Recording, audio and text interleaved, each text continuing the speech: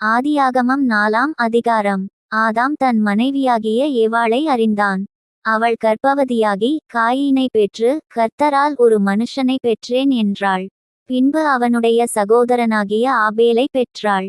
ஆபேல் ஆடுகளை மேய்க்கிறவனானான், காயீன் நிலத்தை பயிரிடுகிறவனானான். சில நாள் சென்றபின் காயீன் நிலத்தின் கனிகளை கர்த்தருக்கு காணிக்கையாக கொண்டு வந்தான். ஆபேலும் தன் மந்தையின் தலையீற்றுகளிலும் அவைகளில் கொழுமையானவைகளிலும் சிலவற்றை கொண்டு வந்தான். ஆபேலையும் அவன் காணிக்கையையும் கர்த்தர் அங்கீகரித்தார். காயீனையும் அவன் காணிக்கையையும் அவர் அங்கீகரிக்கவில்லை. அப்பொழுது காயீனுக்கு மிகவும் எரிச்சல் உண்டாகி அவன் முகநாடி வேறுபட்டது. அப்பொழுது கர்த்தர் காயீனை நோக்கி, உனக்கு ஏன் எரிச்சல் உண்டாயிற்று? உன் முகநாடி ஏன் வேறுபட்டது? நீ நன்மை செய்தால் மேன்மை இல்லையோ? நீ நன்மை செய்யாதிருந்தால் பாவம் வாசற்படியில் படுத்திருக்கும். அவன் ஆசை உன்னை பற்றியிருக்கும், நீ அவனை ஆண்டு கொள்ளுவாய் என்றார். காயீன் தன் சகோதரனாகிய ஆபேலோடே பேசினான். அவர்கள் வயல்வெளியில் இருக்கும் சமயத்தில் காயீன் தன் சகோதரனாகிய ஆபேலுக்கு விரோதமாய் எழும்பி அவனை கொலை செய்தான்.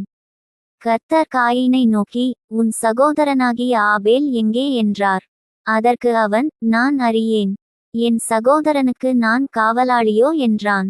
அதற்கு அவர், என்ன செய்தாய்? உன் சகோதரனுடைய இரத்தத்தின் சத்தம் பூமியிலிருந்து என்னை நோக்கி கூப்பிடுகிறது. இப்பொழுது உன் சகோதரனுடைய இரத்தத்தை உன் கையிலே வாங்கிக்கொள்ள தன் வாயைத் திறந்த இந்த பூமியில் நீ சபிக்கப்பட்டிருப்பாய். நீ நிலத்தை பயிரிடும்போது அது தன் பலனை இனி உனக்கு கொடாது. நீ பூமியில் நிலையற்று அலைகிறவனாயிருப்பாய் என்றார். அப்பொழுது காயீன் கர்த்தரை நோக்கி, எனக்கு இட்ட தண்டனை என்னால் சகிக்க முடியாது. இன்று என்னை இந்த தேசத்திலிருந்து துரத்திவிடுகிறீர்.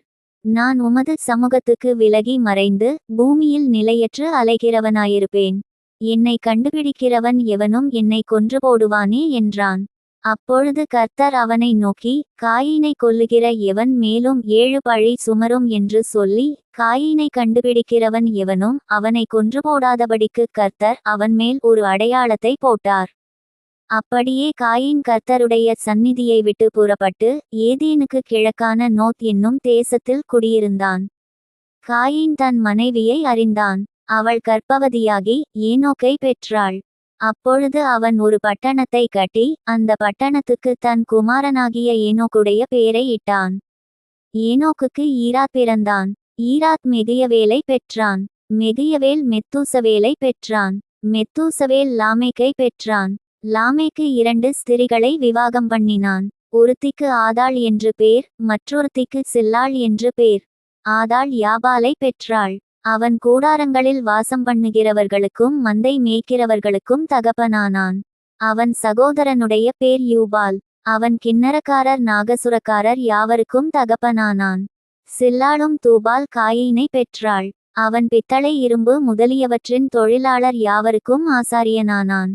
தூபால் காயீனுடைய சகோதரி நாமாள். லாமேக்கு தன் மனைவிகளை பார்த்து, ஆதாளே, சில்லாளே, நான் சொல்வதை கேளுங்கள். லாமேக்கின் மனைவிகளே, என் சத்தத்துக்கு செவிகொடுங்கள். எனக்கு காயமுண்டாக ஒரு மனுஷனை கொன்றேன். எனக்கு தழும்புண்டாக ஒரு வாலிபனை கொலை செய்தேன். காயீனுக்காக 7 பழி சுமருமானால் லாமேக்குக்காக 77 பழி சுமரும் என்றான். பின்னும் ஆதாம் தன் மனைவியை அறிந்தான். அவள் ஒரு குமாரனை பெற்று, காயீன் கொலை செய்த ஆபேலுக்கு பதிலாக தேவன் எனக்கு வேறொரு புத்திரனை கொடுத்தார் என்று சொல்லி அவனுக்கு சேத் என்று பெயரிட்டாள். சேத்துக்கும் ஒரு குமாரன் பிறந்தான். அவனுக்கு ஏனோஸ் என்று பெயரிட்டான். அப்பொழுது மனுஷர் கர்த்தருடைய நாமத்தை தொழுதுகொள்ள ஆரம்பித்தார்கள்.